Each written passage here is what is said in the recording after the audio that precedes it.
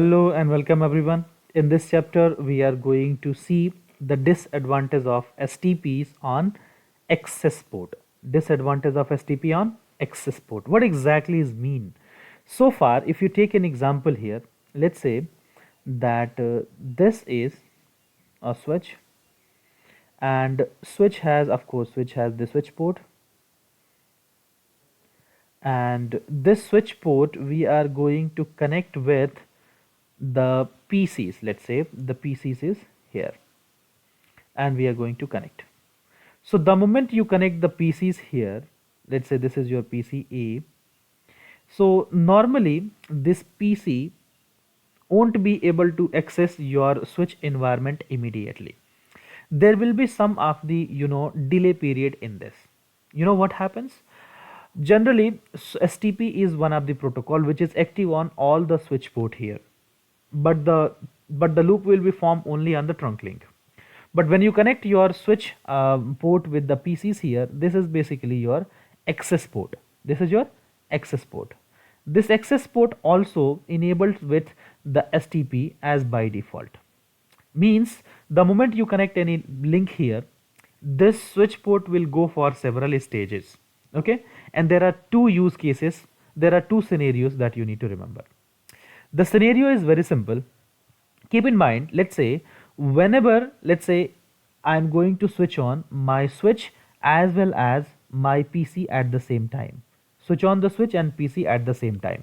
In that case, your switch port will go for this stage like disable state, then it will go for blocking state, then listening state, then learning state, and finally it will come to forwarding state.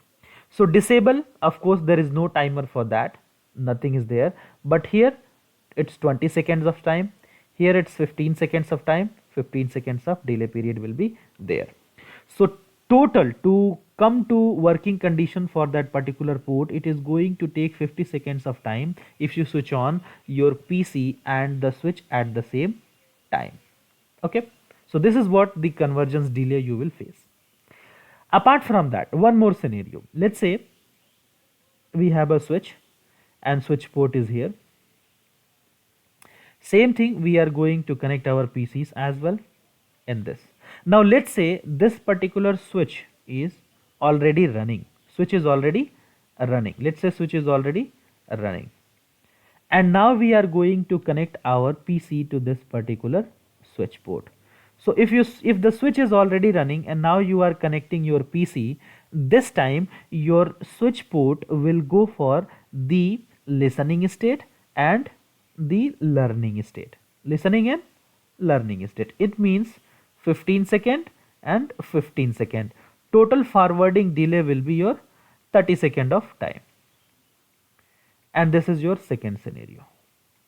So it depends. If you switch on your PC and switch at the same time, there will be 50 seconds of delay timer, and if the switch is already running and now you are connecting your PCs, there will be 30 seconds of delay time.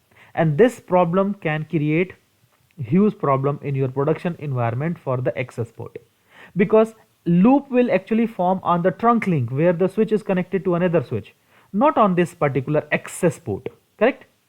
So this is basically the challenge. Now to overcome this particular challenge itself, we are having some of the feature in the Cisco STP. So I will discuss about the same, what exactly and how you can solve.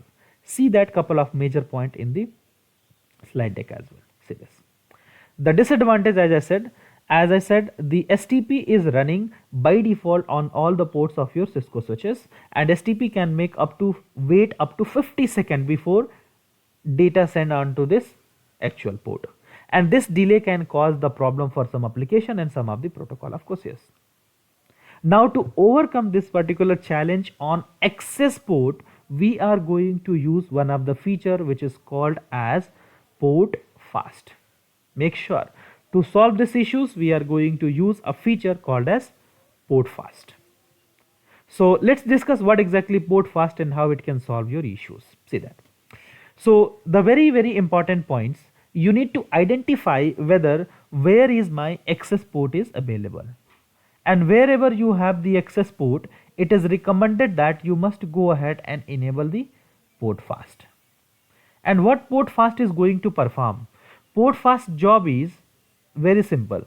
Portfast is going to switch your port state from disable state to directly forwarding state. This will be your actual job of your Portfast. It's all about from disabled, it will jump to forwarding state immediately without any delay. Within not even a single packet will be dropped, it is going to allow the communications. Okay, that's what. In simple term, it will skip your STP convergence time. No delay of this, no delay of this as well. Make sure it is recommended to configure on the access port only, and that is very important point. Do not configure the Portfast on the trunk link, otherwise it can cause the temporary bridging loop. That's very important. Okay, read this now in the slide deck as well. See this. So as I said, Portfast allows a port to switch from disable to forwarding state by passing your listening and learning state. The Portfast is recommended to be enabled on the port where end user devices are connected. Portfast feature can configure on only access port. Do not configure Portfast on any of the trunk link where you are connecting router or maybe switch or maybe hub. This is very important point. How to configure the Portfast in the switches? There is two methods to configure. See, normally what we can do, there is two methods to configure. Normally what we can do, if you want, you can go ahead and configure the Portfast default command. Portfast default in the sense, in configuration mode, you go ahead and configure the spanning tree Portfast default. In the sense, your switch is intelligent. It will identify where is my access port is present. Wherever access port is present, your switch is going to enable the Portfast on all the interfaces by giving this command. In global configuration mode, you can configure. If you want, this is your one of the way to configure, and this is your second way to configure the Portfast, in which you can identify the interfaces manually. Under interface mode, you can configure the Portfast. See that? Interface, interface type, interface number, like interface fast Ethernet 0x0, spanning tree Portfast is the command. Simple. So you want to configure that in single command, go for global configuration mode command, which is a spanning tree Portfast default. And for specific, you can go ahead and make use of under interface mode itself. And under interface mode is always recommended to configure here. This is what the recommended by Cisco, and says that you go ahead and make use of per interface basis most of the time. So this is how you can go ahead and configure your Portfast. And how to verify? This is the verification command. You can say show spanning tree. Sometime it will display the point on this, or show spanning tree summary is the best one. This is a best one where you can go ahead and define show spanning tree or maybe show spanning tree summary. Okay, this is to verify your Portfast.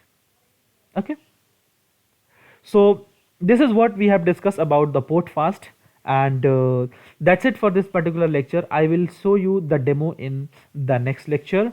So thank you, see you in the next lecture.